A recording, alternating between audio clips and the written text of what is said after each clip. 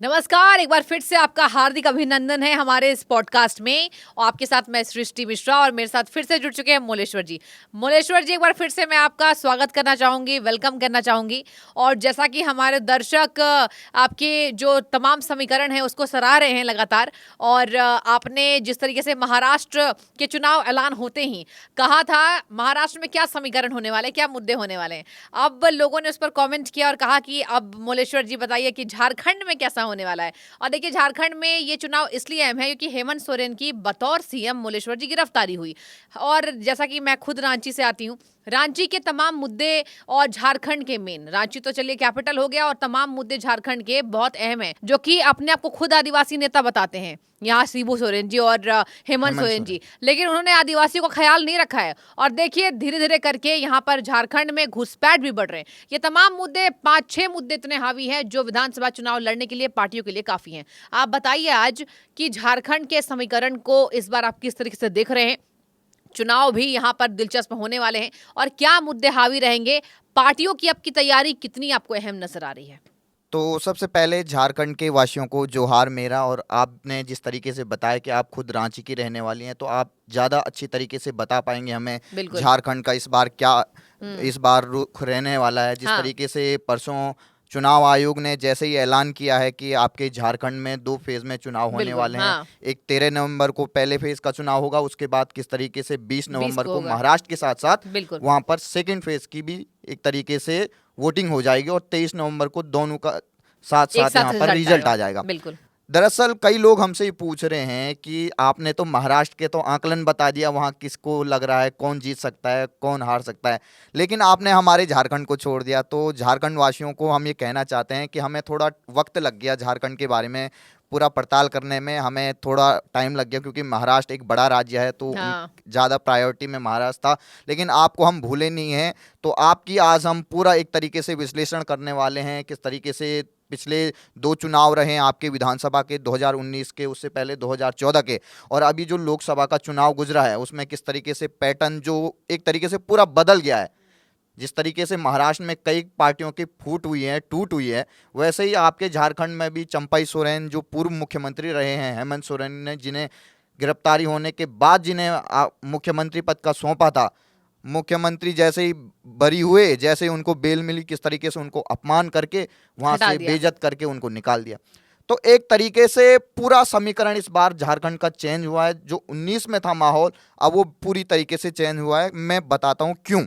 सबसे पहले जो टर्नओवर 2019 का हुआ था आपके झारखंड में, वो लगभग 65% रहा था। मतलब झारखंड में तकरीबन 65 रहता है, और लोकसभा में भी इस बार 66 रहा है, क्योंकि मोदी जी की लहर की वजह से या मोदी जी के नाम लोकसभा की वजह से कुछ परसेंटेज बढ़ जाता, तो विधानसभा में थोड़ा 65 के करीबन रहता है। बीजेपी को पिछली बार लगभग 25 सीटें मिली थी 81 में से, और जो जेएमएम में भारी झामुमो। बढ़ोतरी उनके सीटों में हुई थी, 30 सीटें उनको मिली थी। पहली बार लार्जेस्ट पार्टी वो झारखंड में बनी थी। बिल्कुल। और जो कांग्रेस है गठबंधन की वजह से उनको 16 सीटें मिल गई थी। तो बीजेपी को 12 सीटों का नुकसान हुआ, और हाँ। जो आपके जेएमएम है उनको 10 सीटों का फायदा हुआ, फायदा। और कांग्रेस को भी फायदा हो गया 10 सीटों का। तो लगभग जो लार्जेस्ट जो वोटिंग शेयर है वो अभी भी बीजेपी के पास है। लगभग 33 से 34% उनको वोट प्रतिशत मिला था झारखंड में पिछली बार 2019 में। और कांग्रेस और जेएमएम, लगभग जेएमएम का 18 से 19% रहा था, सबसे बेस्ट उनका ये परफॉर्मेंस था, और लगभग कांग्रेस को 14% उनको मिला था। लेकिन दिलचस्प एक बात है कि 2019 में जो आपके बाबूलाल मरांडी इस समय बीजेपी के वहां पर अध्यक्ष हैं, प्रदेश अध्यक्ष हैं, उनकी एक पार्टी हुआ करती थी झारखंड विकास मोर्चा, उसको लगभग 5 और 6% के बराबर वोट मिले थे। वो अब बीजेपी में आ चुके हैं, ने अपनी पार्टी का विलय बीजेपी में करा दिया। 2020 के करीबन उन्होंने पार्टी का विलय करा दिया।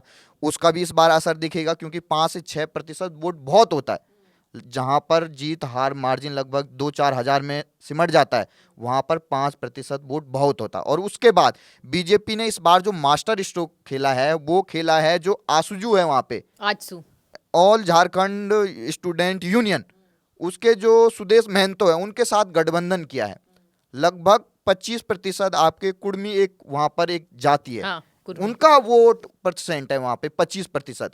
तो जिस तरीके से कहा जाता है आपके कि झारखंड आदिवासी इलाका है, वहां पर आदिवासियों का गढ़ है, उनका करीबन करीबन आपको 26% वोट प्रतिशत है, लेकिन कुर्मी भी उतने ही बराबर हैं, लगभग 25%। उनकी बात कम करते हैं, लेकिन इस बार उसको साधने के लिए बीजेपी ने आजसू से गठबंधन किया है। तो एक तरीके से बीजेपी का इस बार जो गठबंधन है वो लगभग 50% वोट प्रतिशत को पाना है। एक तो होती है जीत, लेकिन बीजेपी को जीत पसंद नहीं आती है जब तक वो जीत बम्पर ना हो।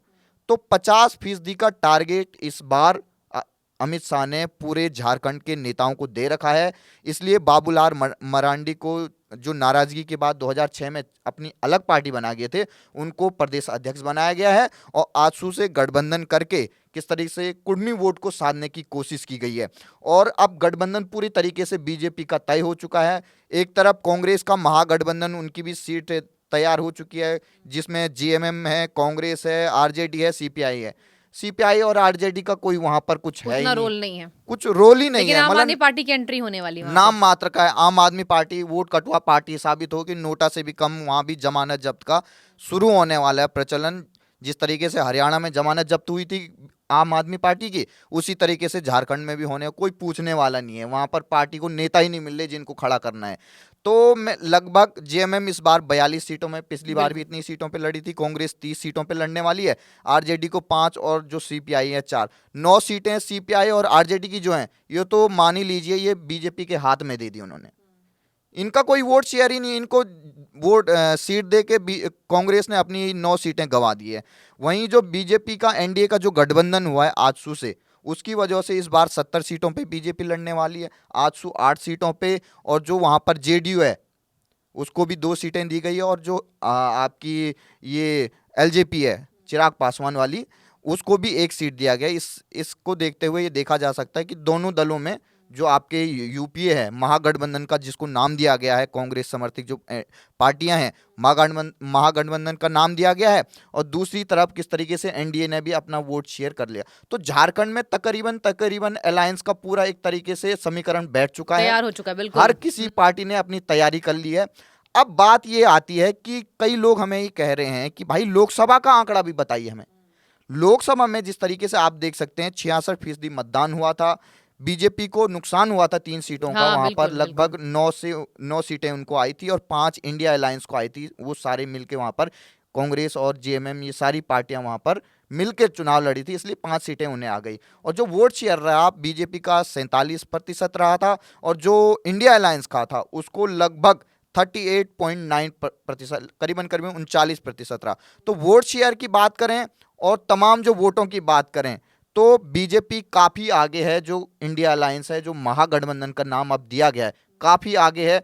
तो जिस तरीके से पिछली बार जो लहर चली थी हेमंत सोरेन की, वो लहर अब नहीं चलने वाली है, ये हम आपको साफ कह रहे हैं। आपने देखा भी होगा लोहरदगा से, वो झारखंड के क्षेत्र में ही आता है, आपने देखा होगा लोहरदगा से कैसे कांग्रेस के नेता के घर से खूब नोट मिले थे, ईडी के अधिकारी के होश उड़ गए थे। ये तमाम मुद्दे झारखंड चुनाव में हावी होने वाले हैं। तो जिस तरीके से अब बात करते हैं, सबसे मेन इंपॉर्टेंट जो बात आती है कि क्या इस बार जो हेमंत सोरेन है, हाँ, उनकी जो गिरफ्तारी हुई थी उसके बाद कितना फर्क पड़ेगा। आपने देखा होगा कि लोकसभा में बीजेपी की 5 सीटें कम हो गई थी, जो आदिवासी इलाका था, 5 की 5 सीटों पर वहां पर कांग्रेस और इंडिया अलायंस की जीत हुई थी। करीबन अब जो हेमंत सोरेन, उनको जेल से बाहर आए हुए 2-3-4 महीने होने वाले हैं। सुप्रीम कोर्ट से उनको राहत मिल गई थी, उनको बेल दिया गया था। उसके बाद ये पूरी तरीके से परिवर्तन हो गया है। वहां पर जो एक सहानुभूति की लहर थी वो लोकसभा में भुन चुकी है। खटाखट वाली स्कीम चल रही थी उस समय, संविधान को किस तरीके से बदलने का आरोप बीजेपी पर लगाया जा रहा था। सारा जिस तरीके से दलितों के खिलाफ एक तरीके से उनको भ्रमाया गया, आदिवासियों को कहा गया आपके सारे आरक्षण में जो आपको अधिकार हैं उसको खत्म कर लिया जाएगा अगर मोदी सरकार है। करीबन मोदी सरकार को भी होने वाले हैं 3-4-5-6 महीने होने वाले हैं। तो अभी वहाँ के लोगों ने देख लिया कि जो भ्रम फैलाया जा रहा था उस समय इंडिया अलायंस द्वारा, वो कतई साबित नहीं हो रहा है, वो बिल्कुल ही फेल है, फ्लॉप है। और जो इन्होंने वादे किए थे 8,500 रुपये देने का, वो भी नहीं मिला। तो इसे ठगे हुए महसूस कर रहे हैं जो खुद आदिवासी हैं वहाँ पर, जो तमाम ओबीसी वर्ग है, जो दलित वर्ग है, सभी अपने आप को ठगा हुआ महसूस कर रहे हैं।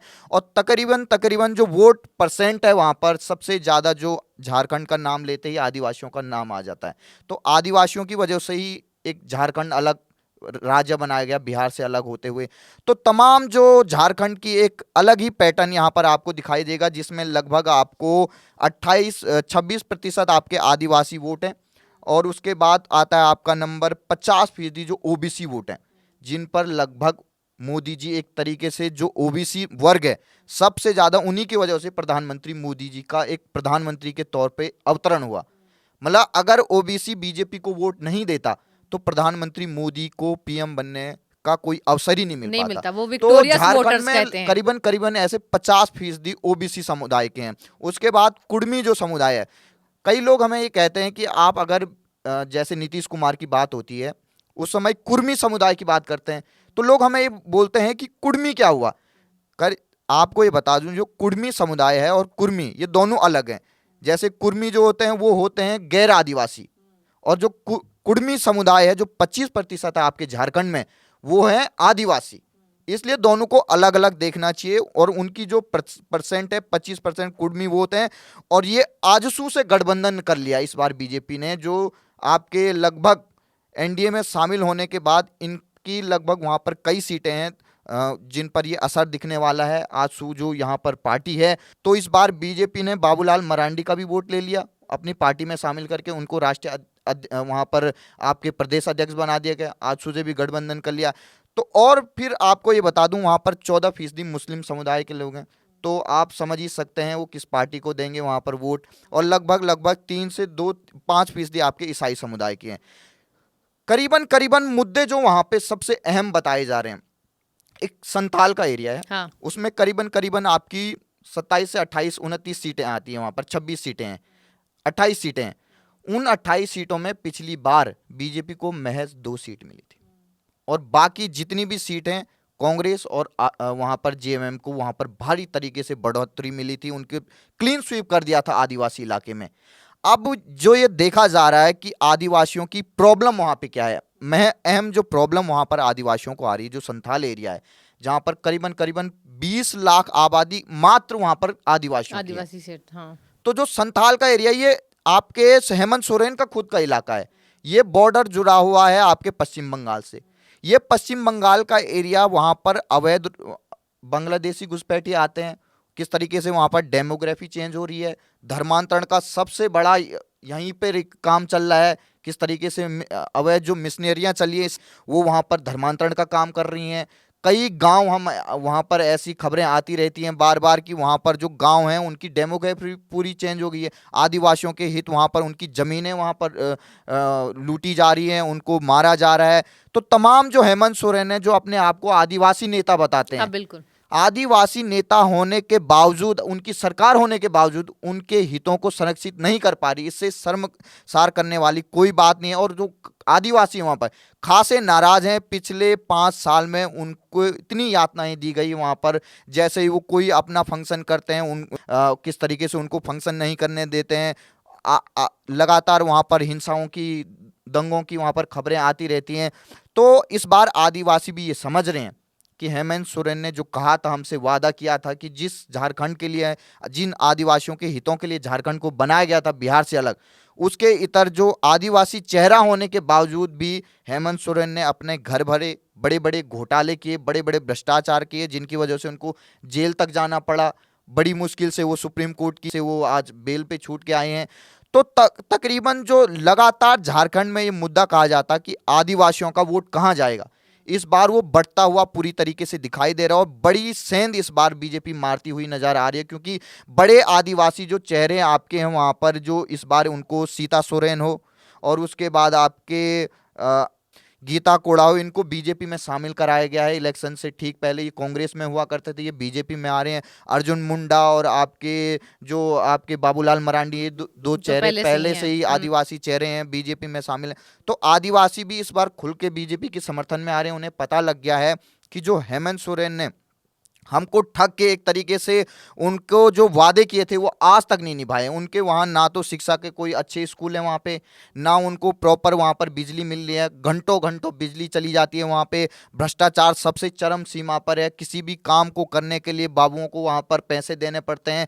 और जो बड़े बड़े वहाँ पर आपके खदाने हैं, जो उनको खाली रिसोर्सेज किया जा हैं रहा है, बिल्कुल। वहां पर किस तरीके से जो जेएमएम और कांग्रेस के बड़े बड़े नेताओं के कब्जे हैं, वहां क्या होता था, घर भरे जैसे जा रहे हैं और खदानें नोट होती भी थी, मिल रहे हैं, खदानें बिल्कुल। होती थी, हाँ। लोकल पब्लिक है वो पहले ले आते थे वहां से, मतलब कुछ भी वहां से खदान से निकाल सकते थे, छोटी छोटी खदानों से, लेकिन उनको रोका जाता है, पुलिस द्वारा उनको रोका जाता है, उनको कमाई करने के वहां पर और साधन नहीं है, एकमात्र वही साधन है, तो उनसे भी रोका जाता है।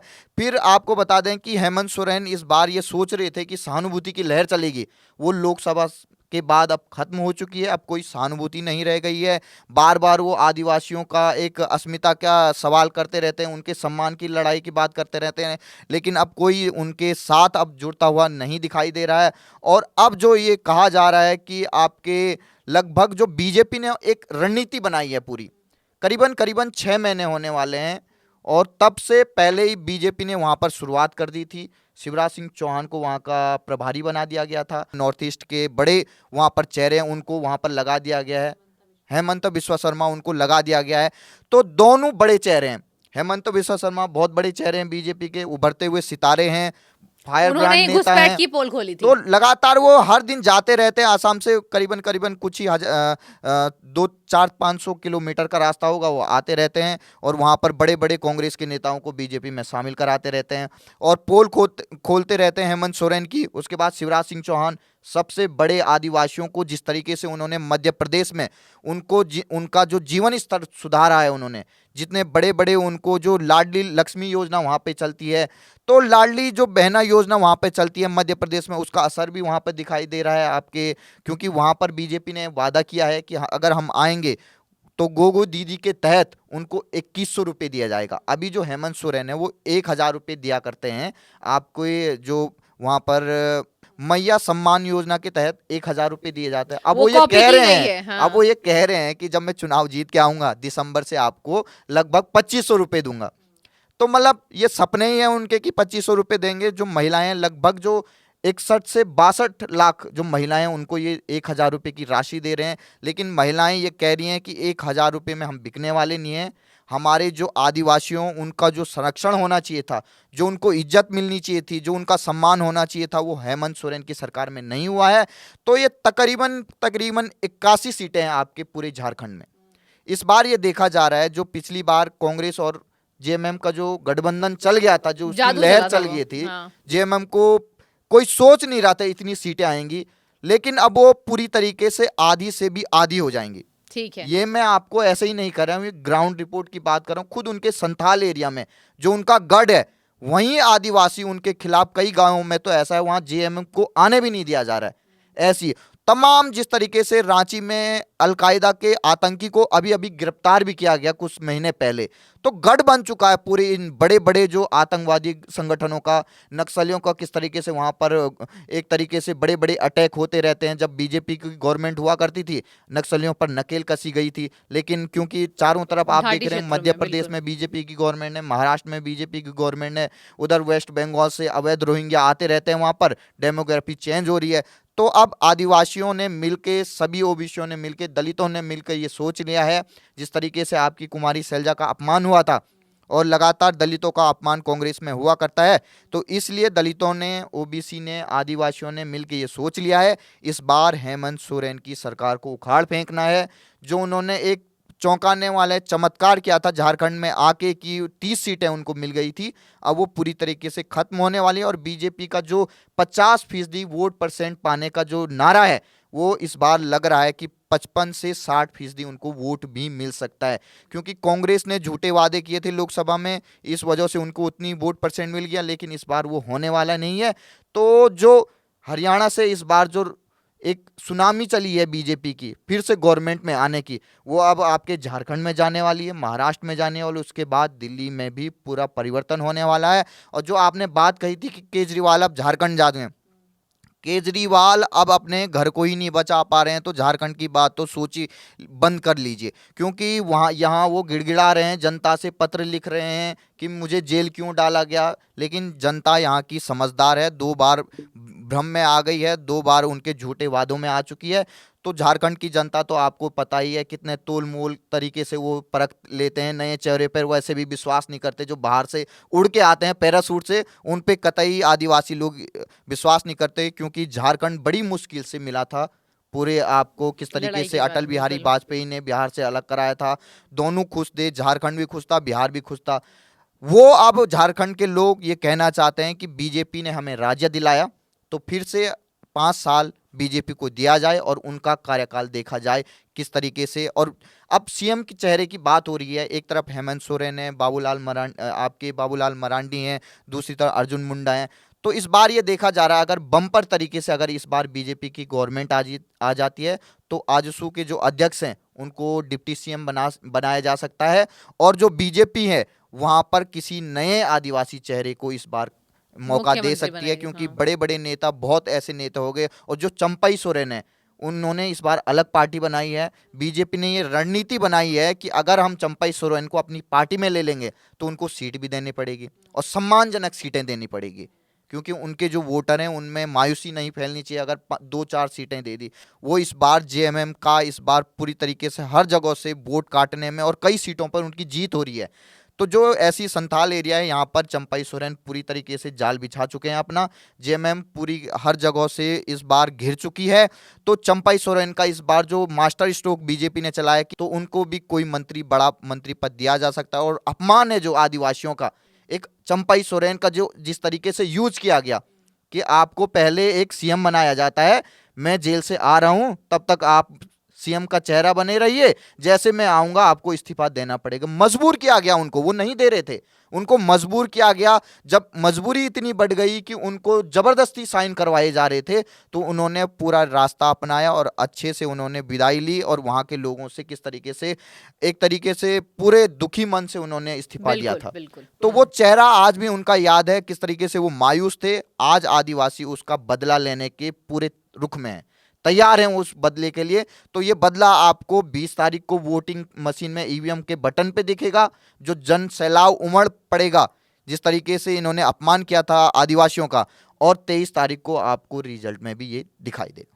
ठीक है। और देखिए झारखंड में और भी तमाम मुद्दे हैं। देखिए फ्लाईओवर्स का मुद्दा, कई सालों से हेमंत सोरेन सरकार जो है वो कोशिश कर रही है कि हम जनता के दावे पर खरे उतरे, लेकिन घोटाले इतने हैं और सबसे ज्यादा वहां पर जमीन घोटाले हैं। अब देखिए जैसे बिहार आइए ना, बिहार में जैसे जंगल राज हुआ और नीतीश कुमार ने बहुत हद तक सुधार किया है और कहा भी जाता है कि वो सुशासन बाबू हैं, लेकिन बिहार की तरह झारखंड में भी भंडारण था, लेकिन अब झारखंड को भी बिहार बनाने की फिराक में हेमंत सोरेन है। और यही वजह है कि एक बार झारखंड का नाम होते ही कहता था कि ये झार झंकार है, ये यहाँ पर हरियाली है, यहाँ पर खनिज संपदा है, लेकिन अब सीधे इसको खोखला करने का काम कहीं ना कहीं झामुमो ने किया है, यानी झारखंड मुक्ति मोर्चा ने। और सबसे ज्यादा शिबू सोरेन का नाम इसमें आता है और अब उनके बेटे भी उसी राह पर है। और यही वजह है कि अब झारखंड में एक अलग लहर है।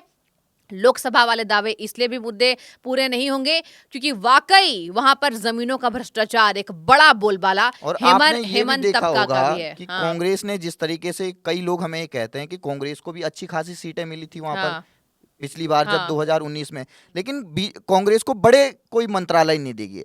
वो इसलिए नहीं देगी क्योंकि हेमंत सोरेन ने राहुल गांधी को खुली छूट दे रखी है। वो कभी भी आए, कितने भी बड़े घोटाले उनके मंत्री करें, कोई कहने वाला नहीं है। तो एक तरीके से अपना बैंक बना रखा कांग्रेस ने झारखंड को। हाँ, लगातार बड़े बड़े जो टेंडर है वहां पर, वो किस तरीके से अपने ही लोगों को दिए जा रहे हैं। पूरी खनिज जो संपदा है वो लुटाई जा रही है। उसको लूट तो लिया इस गया। वजह से जो हाँ, आदिवासी हैं वो आक्रोश बहुत है उनमें, उनको जाने ही नहीं दिया जाता उन खदानों के आसपास। उनको ये कहा जाता आप यहाँ से चोरी कर रहे हैं, अवैध तरीके से यहाँ पर अपनी संपदा को जमा कर रहे हैं। तो इसका बदला लेने की पूरी फिराक में है। इस बार आदिवासियों ने सोचा है कि हम अपने झारखंड को नहीं लुटने बचाएंगे, देंगे और बिल्कुल। कंगाल नहीं होने देंगे हाँ, हिमाचल, कर्नाटक और तेलंगाना की तरफ। बिल्कुल। और आदिवासियों ने नारा दिया है कि बिहार झारखंड को बनने नहीं देंगे। और आपने देखा कांग्रेस के बड़े नेता भ्रष्टाचार में झारखंड में जेल के सलाखों के पीछे हैं। तो देखिए ये झारखंड का पूरा समीकरण हमने आपको बताया और चुनाव से पहले बताया। अब चुनाव में कौन सी पार्टी कितनी मेहनत करेगी मोलेश्वर जी, वो तो जमीनी स्तर पर देखने को मिलेगा ही। तो इसकी कवरेज हम लगातार हाँ, आपको दिखाते रहेंगे। झारखंड और महाराष्ट्र दोनों अब बड़े दोनों महत्वपूर्ण करेंगे। चुनाव हैं। हाँ, 1 महीना है, तो 1 महीने में हम जमकर आपको अपडेट देते रहेंगे, क्या क्या हो रहा है झारखंड में, क्या हो रहा है महाराष्ट्र में। तो आप हमारे साथ बने रहिए। खुद रांची से, आपके स्टेट से ही हमारी एंकर हैं, तो वो वहाँ की ज़्यादा एक तरीके से ग्राउंड रिपोर्ट आपको बता पाएंगी। तो हम लगातार पॉडकास्ट करते रहेंगे और ज़मीनी मुद्दे जो हैं झारखंड के, वो आप तक पहुँचाते रहेंगे। बिल्कुल, और झारखंड चुनाव पर हमारी पल पल पर नजर रहेगी। आपको लगातार अपडेट इस चैनल के माध्यम से पहुंचेगा। इसलिए बहुत शुक्रिया। जय जय जोहार। जोहार।